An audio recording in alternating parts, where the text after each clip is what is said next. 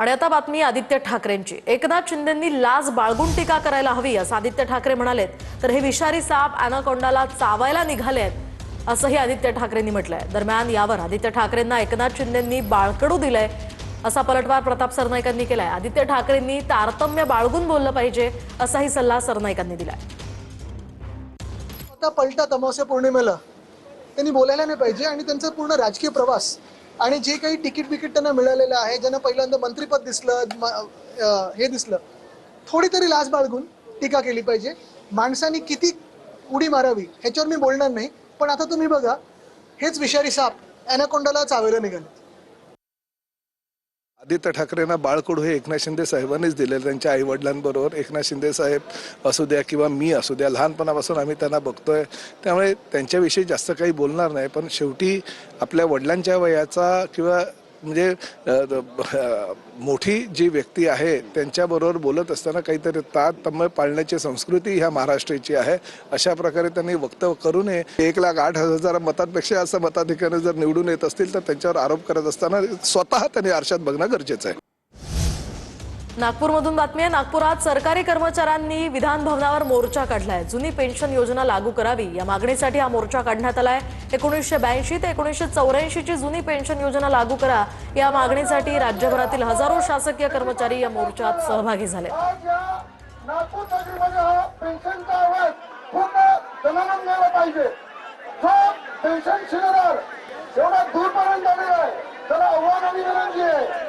तर आपण पाहतोय या ठिकाणी मोठ्या संख्येनं हे सरकारी कर्मचारी मोर्चामध्ये सहभागी झालेले आहेत। राज्यभरातील हजारो शासकीय कर्मचारी या मोर्चात सहभागी झालेले आहेत। हातात फलक घेऊन आणि पिवळे झेंडे घेऊन हे सगळे सरकारी कर्मचारी जोरदार घोषणाबाजी करत असल्याचं आपण पाहतोय। तर जुनी पेन्शन योजना लागू करावी या विशेष मागणीसाठी हे आंदोलन होत आहे। आपले प्रतिनिधी स्वप्नील उमप त्या ठिकाणी आहेत। या संपूर्ण आंदोलनाचा ते आढावा घेत आहेत। थेट त्यांच्याकडे आपण जाणार आहोत, मात्र त्याआधी आपण पाहतोय जोरदार घोषणाबाजी तिथे केली जाते। जुनी पेन्शन योजना लागू करावी या मागणीसाठी हा मोर्चा काढण्यात आलेला आहे। 1982 ते 1984 ची जुनी पेन्शन योजना लागू करावी यासाठी राज्यभरातील हजारो शासकीय कर्मचारी यांनी आंदोलनाचं हे हत्यार उपसलंय। आपण थेट जाऊयात आपले प्रतिनिधी स्वप्नील उमप यांच्याकडे। स्वप्नील, काय सांगाल? मोठ्या संख्येने हे शासकीय कर्मचारी मोर्चामध्ये सहभागी झालेत, काय नेमक्या त्यांच्या मागण्या आहेत? नक्कीच आपण बघू शकतो, गेल्या अनेक वर्षांपासून जुनी पेन्शन योजना लागू करावी ही मागणी राज्यभरातल्या सरकारी कर्मचाऱ्यांची आहे। आणि त्याच पार्श्वभूमीवर आज नागपूरच्या हिवाळी अधिवेशनावर हजारोच्या संख्येने आलेले राज्यातले कानाकोपऱ्यातून आलेले जे सरकारी कर्मचारी आहे यांचा मोर्चा धडकणार आहे। मी सध्या यशवंत स्टेडियम परिसरामध्ये आणि या ठिकाणी आपण बघू शकतो जुनी पेन्शन लागू करावी या मागणीसाठी जे आहे ते या ठिकाणी सरकारी कर्मचारी आलेले आहेत। 1982 ते 84 च्या आदेशानुसार जी आहे ती संपूर्ण जुनी पेन्शन योजना लागू करावी ही प्रमुख मागणी आहे। आणि या मागणीला घेऊन मोठा मोर्चा जो आहे तो आज नागपूरच्या हिवाळी अधिवेशनावर धडकणार आहे। दुसरीकडे जर आपण बघितलं तर फॅमिली पेन्शन, रुग्णता पेन्शन देखील लागू करावी ही मागणी आहे। ग्रॅज्युटी सरकारी कर्मचाऱ्यांना तात्काळ लागू करावी। दुसरीकडे 2005 पूर्वी ज्या सरकारी कर्मचाऱ्यांची जाहिरात निघाली या कर्मचाऱ्यांना देखील जुनी पेन्शन योजना लागू करावी ही मागणी आहे। काही आंदोलक आपल्या सोबत आहेत, काय सांगणार? आज मोठा मोर्चा काढतायत। महाराष्ट्र शासनाने मागच्या सातत्याने 10 वर्षापासून आम्ही जुनी पेन्शनची मागणी लागू करत आहोत।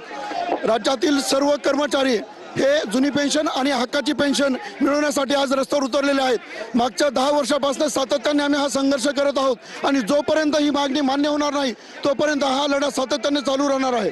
किती लोक आज अगदी नक्कीच। तर या सरकारी कर्मचाऱ्यांची मागणी आता मान्य होते का ते पाहणं महत्त्वाचं असणार आहे। धन्यवाद स्वप्नील दिलेल्या सविस्तर माहितीसाठी।